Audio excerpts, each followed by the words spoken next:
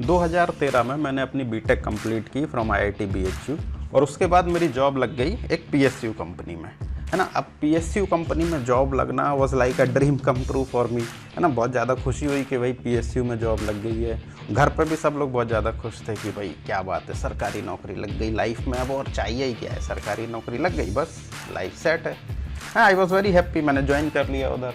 लेकिन जब ज्वाइन करने के 1 आध साल के अंदर ही मैं बहुत ज़्यादा उस जॉब में बोर होना शुरू हो गया और फिर मैंने डिसाइड किया कि नहीं भाई, मुझे ये जॉब छोड़नी है and I will go for higher studies, और ज़्यादा पढ़ाई करेंगे। नाउ हायर स्टडीज़ का सोच तो लिया, लेकिन हायर स्टडीज़ के कई सारे ऑप्शन होते हैं। आप इंडिया के बाहर जा सकते हो, इंडिया के बाहर जाके स्टडी कर सकते हो। मुझे जाना नहीं था उस समय बाहर, तो मैंने डिसाइड किया कि नहीं, इंडिया ही में रह के पढ़ाई करेंगे। अब इंडिया में आपके पास ब्रॉडली 2 ऑप्शन हैं। या तो आप एमबीए करने जा सकते हो, है ना, कैट की प्रिपरेशन करो, अच्छा स्कोर लाओ और इंडिया के जो टॉप इंस्टीट्यूट हैं आईआईएम्स जो कि बहुत ज़्यादा अच्छे हैं, वहाँ पर आप जाके एमबीए करो। So that is one option. दूसरा ऑप्शन क्या है कि आप गेट की प्रिपरेशन करो। तो मैंने डिसाइड किया कि मैं गेट की प्रिपरेशन करूंगा और उसके बाद मैं पीएचडी करूंगा, इंडिया में रह के अपनी कोर फील्ड में पीएचडी करूंगा। एंड आई एम श्योर कि ये जो डिसीजन है ये कई सारे इंजीनियर्स के सामने आता होगा कि भाई जॉब में बोर हो रहे हैं, अब हायर स्टडीज़ करने जाएं, बट क्या करें, एमबीए करने जाएं, पीएचडी करें, अपने कोर में मास्टर्स करें।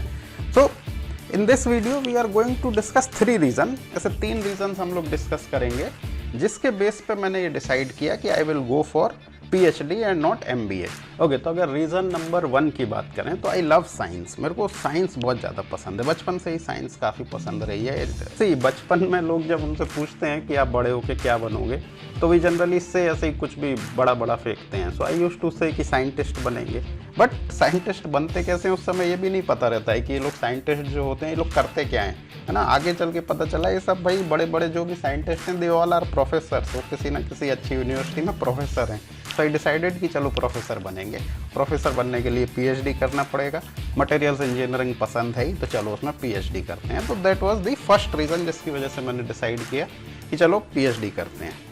नाउ द सेकंड रीज़न, तो सेकंड रीज़न था वो ये था कि 1-1.5 साल जॉब करने के बाद I did not wanted to again go in to a corporate life. जो मैंने जो पीएसयू में जॉब की थी, इट वॉज मोर और less like a corporate job और मुझे वो पसंद नहीं आई थी।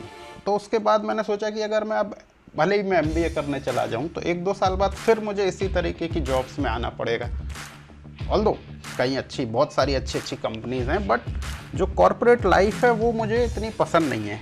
मतलब you become part of a team और कुछ ना कुछ ऐसे प्रोजेक्ट पे काम करते हैं लोग, विच इज़ गुड। मतलब यू अर्न रियली वेल, बहुत अच्छा पैसा मिलता है, all those things are there, but I didn't like that, मुझे वो इतना पसंद नहीं था। So that was the reason number 2 कि एमबीए करके again I have to come back to similar kind of job. भले ही पैसा अच्छा मिलने लगेगा, जितना उस समय मिल रहा था उससे एमबीए करने के बाद काफ़ी अच्छा मिलता, बट ग्रोथ भी काफ़ी तेज होती, but still I did not wanted to go into a corporate life. So that was reason number 2. And now reason number 3, and that is freedom. See, जब आप MBA करने जाते हो तो you अगर आपने बहुत अच्छे इंस्टीट्यूट से MBA किया है, then there is a high possibility कि you will get placed in really good company, बहुत ही अच्छी कंपनी में आपकी जॉब लग जाएगी and you will get paid really well, बहुत अच्छा पैसा मिलेगा। That is मतलब काफ़ी हद तक ये श्योरिटी होती है, लेकिन इशू इज़ कि उसमें फ्रीडम, जिस तरीके की जॉब एमबीए करने के बाद आपको मिलती है उसमें आपको इतनी फ्रीडम नहीं मिलती है। ऑन दी अदर हैंड अगर आप प्रोफेसर बनते हो, if you become a part of the academia में अगर आप आते हो, then there is a lot of freedom, बहुत ज़्यादा फ्रीडम होती है एकेडमिया में। काम ऐसा नहीं है कि कुछ काम नहीं है, काम होता है, बहुत सारा काम होता है, बट जो भी आपको काम होता है वो कंप्लीट ओनरशिप के साथ आपको, जो भी प्रोफेसरशिप होती है उसमें आपको काम में ओनरशिप बहुत ज़्यादा होती है। कि इट इज़ लाइक कि अगर आप कोई सब्जेक्ट पढ़ा रहे हैं तो you are in complete control, है ना, पूरे उसके इंचार्ज आप ही रहोगे। इस तरीके की जो फ्रीडम है ये मुझे चाहिए थी, that not just in teaching, उसके अलावा भी अगर आप जैसे प्रोफेसर बनते हो तो रिसर्च आपको करनी है, तो रिसर्च में भी यू कैन डिसाइड कि आपको किस टॉपिक पर रिसर्च करनी है ना। This is this kind of freedom कि आपको जो भी, अगर if you are someone who likes research और आपको जिस टॉपिक पर रिसर्च करनी है करो। ऑब्वियसली उसमें आपकी एक्सपर्टीज तो होनी चाहिए, उसी चीज़ में रिसर्च कर सकते हो, बट इस तरीके का जो फ्रीडम आपको मिलता है ये पीएचडी करने के बाद ही मिल सकता है, become a part of academia, professor बनने के बाद ही मिल सकता है। सी प्रोफेसर अल्टीमेटली आप किसी गवर्नमेंट इंस्टीट्यूट में ही बनोगे, IIT, NITs, all these are government institute. तो पे उतना अच्छा तो नहीं होगा क्योंकि government private industry, private companies की तरह पे नहीं करती है, डिसेंट पे करती है।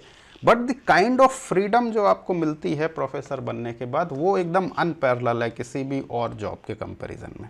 Okay, so these are the 3 reasons जिसके बेस पे मैंने डिसाइड किया था कि I will go for PhD and not for MBA. And I believe कि आप भी अगर इसी तरीके का कोई डिसीजन लेने वाले हो then this video can be helpful to you.